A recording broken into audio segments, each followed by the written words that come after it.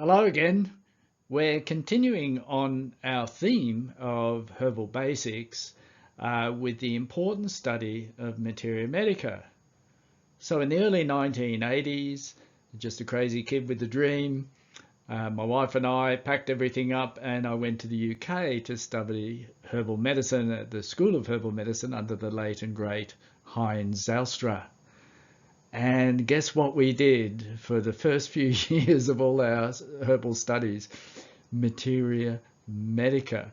So well before we started getting into therapeutics, we had this incredible traditional and scientific thorough grounding in the herbs. So I must stress that if you're serious at becoming the very best herbal clinician, then your study, your basic grounding in Materia Medica needs to be good. It can be boring, after three-hour lectures on chamomile alone. I must say I was getting a bit edgy, but it's so important to just have that grounding. So over three parts, I will be discussing how we should approach the study of Materia Medica. And of course, what's Materia Medica? It's the herbs themselves, their properties and their value.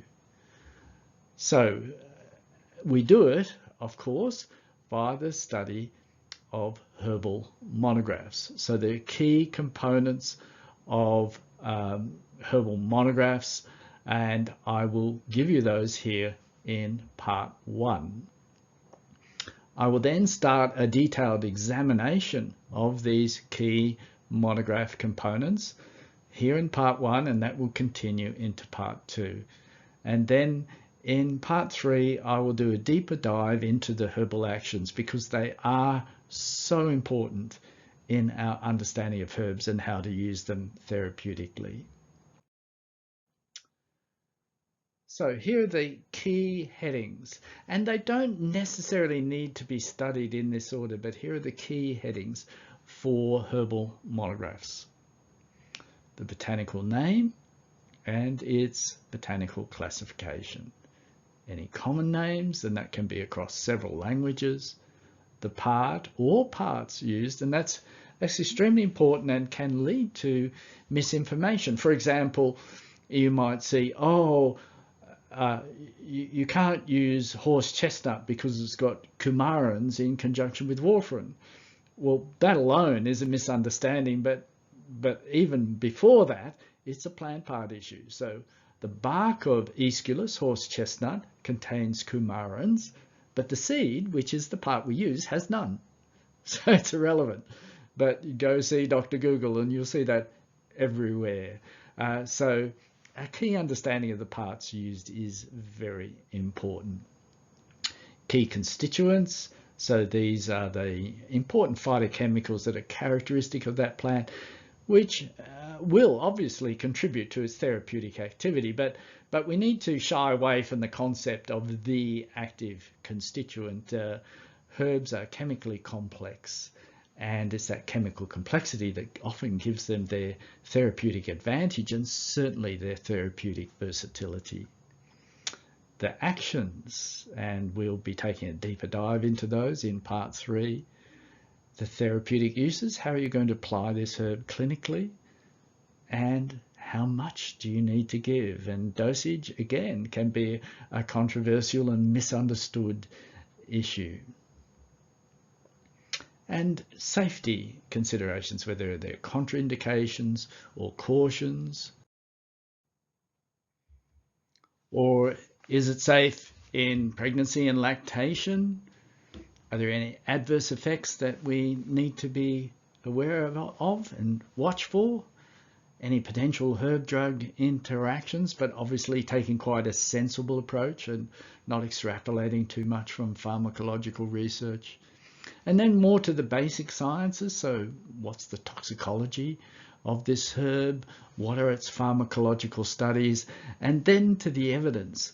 What are the things that underpin the clinical practice? So particularly the clinical trial data, that provides us with the modern evidence, but we should also take into account the traditional perspective. And indeed, there are many, many good herbs like eyebright and meadowsweet and so on that are largely supported just by the traditional use.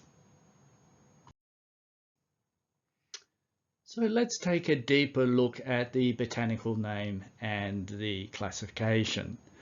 So we use the binomial system for naming plant species, and that begins with the generic name or name of the genus, and then the second word, the epithet, is the specific name.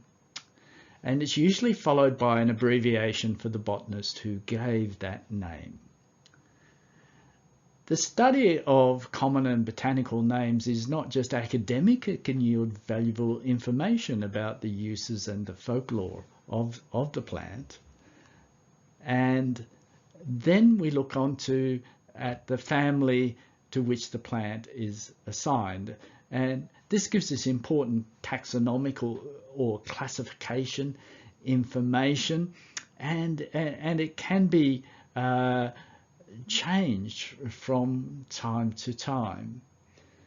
But for example, we have the nightshade family, and some people are sensitive to nightshades in their diet. So that's a good example where commonality across families can exist in terms of the properties of a plant.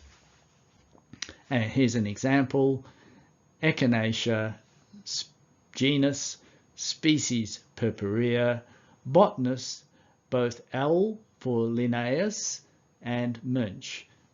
Two botanists got involved in the name there.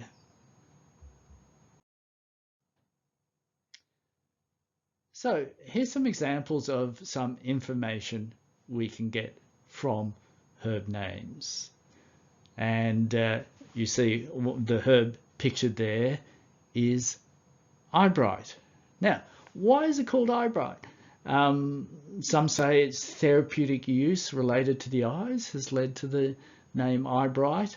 But if you have a look at those flowers, they do somewhat resemble, with eyelashes, eyes looking out at you. So it could have been from the property of the flower that it was given its name. It looks almost the Eastern mystical third eye, the way that's sometimes represented, for example, in Nepalese culture and what have you.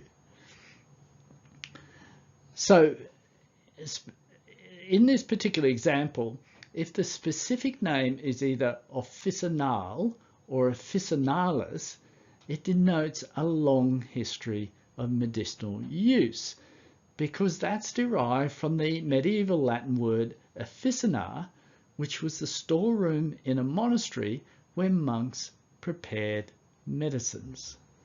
So the example is eyebright, Euphrasia officinalis. But here's the amusing thing: Euphrasia officinalis doesn't actually exist as a species. So what's often sold and traded as Euphrasia officinalis is Euphrasia roscovania or some other species, because the name Euphrasia officinalis is now out of date. Here's some information from a common name, and the example I will use is dandelion. So the common name dandelion comes from the French dent de lion, tooth of the lion, and it refers to the sawtooth-like edges of the leaves, which you can see are quite well illustrated in this photograph. Staying on the French common name for dandelion is pissenlit, which literally means wet the bed, and there's no doubt testimony to its diuretic properties. And both the root and the leaf have diuretic properties. Some say, and it's probably true, and I use it in that way, that the leaf is more diuretic. But certainly I know even people drinking dandelion coffee where the root has been roasted, it still does appear to retain its diuretic properties. If we look at the botanical name Taraxacum, the derivation of that name is obscure. it may come from the Greek words that put together mean a remedy for disorders, or even I heal. So there are other sources that are attributed, but this could again be reference to a herb that's long been used in medicine. And it may also come from the Persian Arabic word describing a bitter herb, and indeed it is slightly bitter. So Heinz Elscher used to say that whenever it was a rainy day that herbalists should be afraid, because the botanists can't do any field trips, so they'll all get together and decide to change the names of herbs. And this can be confusing, especially when there's not necessarily consensus, when a name change occurs, but people still keep using the previous name. And you see this often. So often the names used in herbal texts do not reflect the latest name agreed to by botanists. And as mentioned, it can be a matter of opinion as to which botanical name to use. So there are some examples of some name changes on the next slide, but there are many others. So black cohosh used to be called Simicifuga racemosa, now it's Actia racemosa. Couch or couch grass was Agropyron repens, and now it's Alimus repens. And as I mentioned, Eyebright Euphrasia officinalis, it's now Euphrasia roscoviana or Euphrasia stricta, or even other species as well. And you can see others there. Another one to note is Oregon grape used to be in the Berberis or barberry genus, but now it's Mahonia aquifolium. Now, in terms of family names, again, there's been changes, and some alternative family names have come in. It all comes from the fact, if you look over the column on the right, that plant family names are desirably ending in ACAE. Sorry, ACE, AE, I mean, I'm confused. So that's why they shifted across to that nomenclature. But the older family names are still used and are quite acceptable. So, for example, if you go down 3, the Cruciferae, and now the Brassicaceae, and the legumes, the Leguminosae, and now the Fabaceae, and the Umbelliferae, which refers, as you can see in the photograph, to the flowers being in an umbel formation, which is umbrella-like. It's obvious from that particular example, which I think is wild carrot. The Umbelliferae and now the Apiaceae. Okay, so plant part used. This is the preferred parts of the plant which are used medicinally, and I already touched on sometimes there's confusion about that. And saying it again, it might seem obvious, but this is an important area that's not given due consideration for one plant, or might be hotly debated for another. And we even have examples where one part of a plant is quite safe to use and the other is toxic. So rhubarb, the root is fine, use it medicinally. The stems are used for food, as in rhubarb pie, but the actual leaf from those stems is super toxic and can kill you due to the high levels of oxalic acid or oxalates.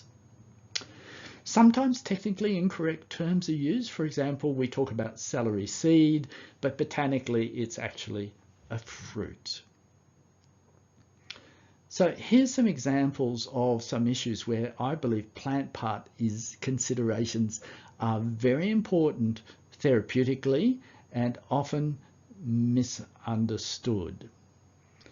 So tribulus is a good example. All of the hormonal effects, the male tonic, female tonic effects of tribulus have been done on the leaf, but you'll often see products from either the root or the fruit of tribulus advertised as having those properties. And there's some weak clinical data maybe supporting the root, but the best data is for the leaf.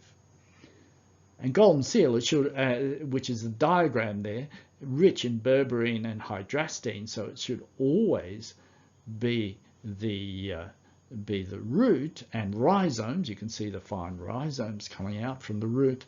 However, I guess unscrupulous companies, given that golden seal root is so expensive, sell to unwitting consumers golden seal products that are in fact leaf, and that will be therapeutically useless. Now, the final example is not so much one is better than the other, that's nettle root versus leaf, it's that one is used differently to the other. So nettle leaf is of course used for skin disorders, allergies, anti-inflammatory effects in arthritis and so on, whereas nettle root is mainly used therapeutically in benign prostatic hyperplasia in men. And again, you often see confusion over that. So finally, for part 1, we'll be discussing more of the key aspects of monographs in part 2. But finally, for part 1, are key constituents. They're the characteristic phytochemicals found in the herb that we're studying. They may not be the active constituents, but they're most likely to be important for therapeutic activity. And they can be used as quality markers in the industry when making the product, and indeed by clinicians when looking at, is this the product that I should use, or has an extract with these characteristic quality markers been used in a clinical trial, and therefore if I want the same trial results, I need to match that. So the key phytochemical classes and groups found in medicinal plants are listed there. But if you want more information on that, I suggest you look at Chapter 2 of Principles and Practice of Phytotherapy, which I co-wrote with Simon Mills. That's depicted on the second slide of this presentation. But examples are essential oils, alkaloids, flavonoids, tannins, resins, anthocyanins, and so on. And you see the diagram on this slide is looking at the flavonoid groups. It incorrectly described anthocyanins as flavonoids, and indeed chalcones are not strictly flavonoids as well. So sometimes phytochemists make these classification, shall I say, judgments, but I think errors. Okay, well, that's the end of part 1, and I will see you soon in part 2, where we will continue in Herbal Basics looking at this all-important topic of studying Materia Medica, studying the properties of the materials, the herbs that we actually use in medicine therapeutically. Goodbye.